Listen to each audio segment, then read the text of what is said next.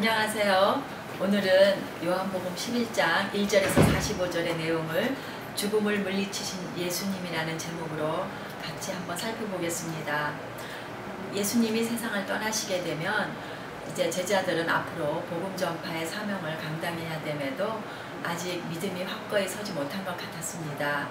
예수님은 그러한 제자들과 사람들에게 생사를 주관하시는 하나님의 능력에 대해서 알리시고 또 분명한 믿음을 세워주기 원하셨습니다. 죽음은 사람들에게 가장 두렵고 대책이 없는 절박한 문제이죠.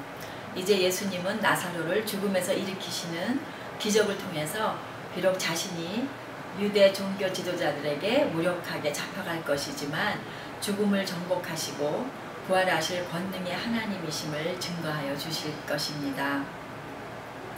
고린도전서 15장 26절에서 27절을 한번 보겠습니다.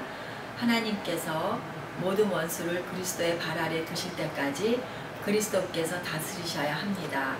맨 마지막으로 멸망받을 원수는 죽음입니다. 이렇게 기록되어 있습니다.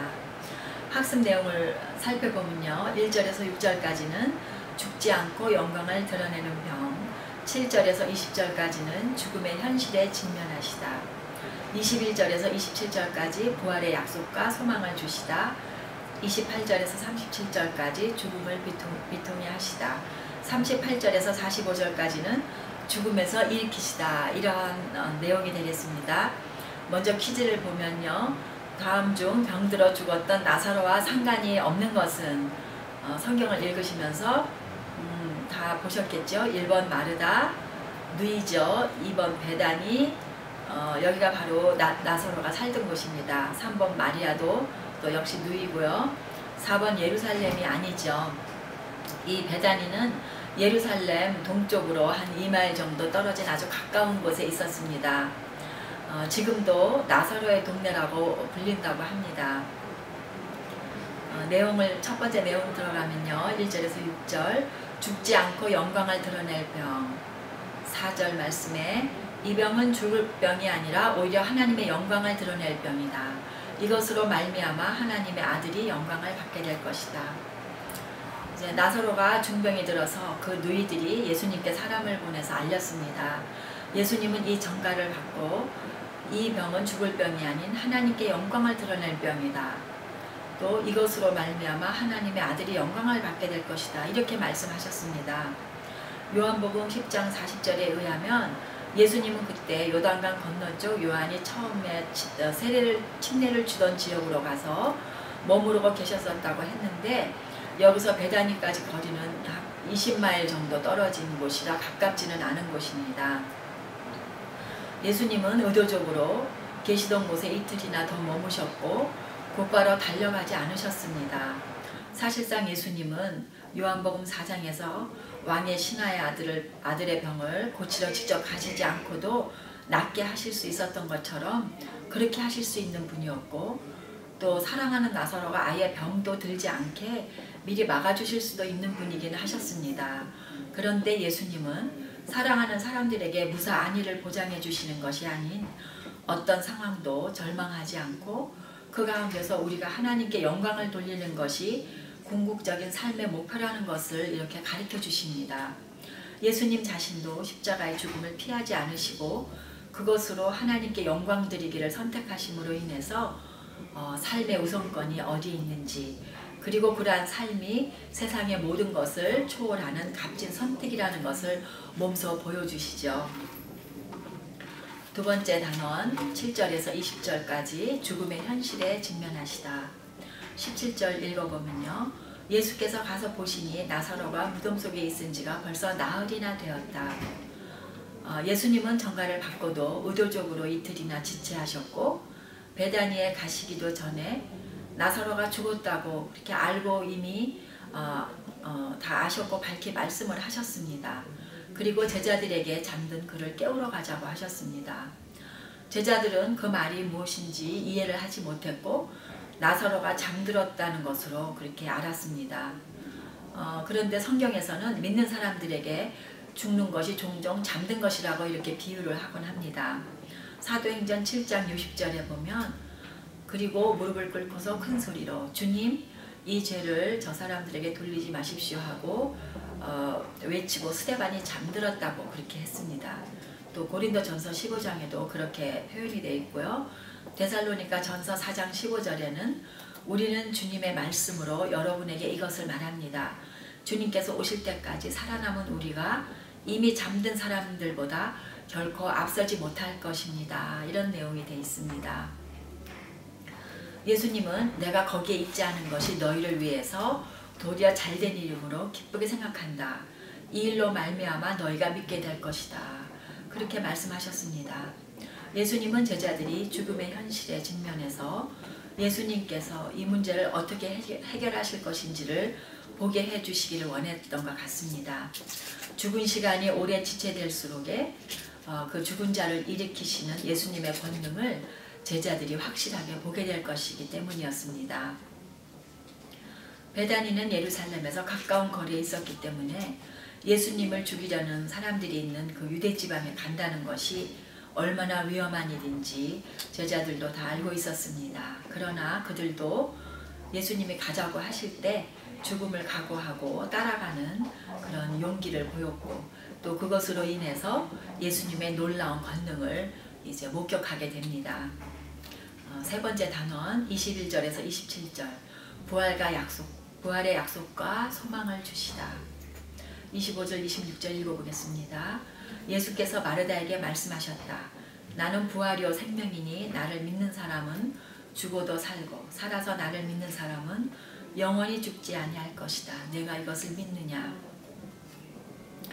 마르다는 정통 유대교인들이 믿었던 것처럼 마지막 날 부활의 날에 그 오빠가 다시 살아날 것을 알고 있었습니다.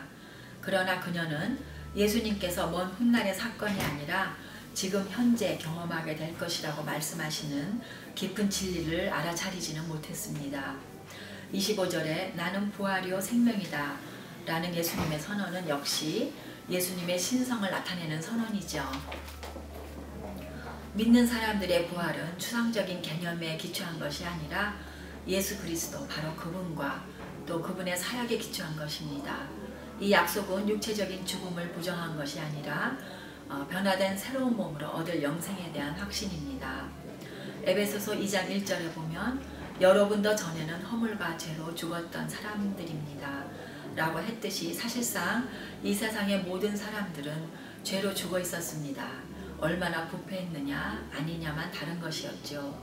그런데 예수님을 만나면서 새로운 생명을 얻게 되는 것이고 또 죽어도 다시 살아나게 되는 것입니다. 네 번째 단원 28절에서 37절 내용 죽음을 비통해 하시다. 33절에 보면 예수께서는 마리아가 우는 것과 함께 따라온 유대 사람들이 우는 것을 보시고 마음이 비통하여 괴로워하셨다. 예수님은 자신에 의해 나사로가 다시 살아날 것을 사실은 아셨습니다. 그러나 사랑하는 사람의 죽음 앞에 안타까워하고 또 슬퍼하는 가족들과 함께 마음 아파하시면서 눈물을 흘리며 우셨다고 했습니다. 예수님은 하나님이시며 생명과 죽음을 주관하는 권능을 가지셨을 뿐 아니라 이 세상에서 인간의 모든 어려움과 아픔을 몸소 겪어보시고 동정해 주시는 분이십니다. 히브리서 4장 15절에서도 우리의 대제사장은 우리의 연약함을 동정하지 못하시는 분이 아니십니다 라고 했습니다. 이제 마지막으로 38절에서 45절 죽음에서 일으키시다. 43절 내용은 이렇게 말씀하신 다음에 큰 소리로 나사로야 나오너라 하고 외치시니 죽었던 사람이 나왔다. 손발은 천으로 감겨있고 얼굴은 수건으로 싸매어 있었다. 예수께서 그들에게 그를 풀어주어서 가게 하여라 하고 말씀하셨다. 그 당시에 유대에서는 사람이 죽으면 24시간 안에 무덤 속에 시체를 넣었다고 합니다. 일반적으로 시체를 방부 처리는 하진 않았지만 기다란 천으로 둘둘 몸을 감쌌고 썩는 냄새를 막기 위해서 향유를 뿌리고 방향제를 넣었다고 합니다. 예수님은 나사로가 죽은 지 나흘이나 된 후에 무덤으로 가셔서 사람들에게 입구를 막은 돌을 옮기라고 하십니다. 누이 마르다는 이미 썩어서 냄새가 나는데 예수님의 그런 명령을 의아해했습니다. 예수님은 하늘을 우러러 보시고 기도하시고 내 말을 들어주신 것을 감사드립니다. 이렇게 말씀하십니다. 예수님은 기도를 하신 후에 하나님께서 들어주실 것이라는 확신을 이미 가지고 계신 것 같았습니다. 또 이것은 둘러선 무리가 아버지께서 그 예수님 자신을 보내신 것을 믿게 하려는 것이라고 이렇게 말씀하시고 나사로야 나오너라 하고 외치시니 천으로 감겨있던 시신이 걸어서 나왔다고 했습니다. 이 일을 본 많은 유대 사람들이 예수님을 믿게 되었다고 했고요. 요한복음 12장 9절에 보면 이러한 소문이 퍼져서 예수님과 함께 식사를 하고 있는 나사로를 보려고 많은 사람들이 떼를 지어 몰려왔다고 기록되어 있습니다.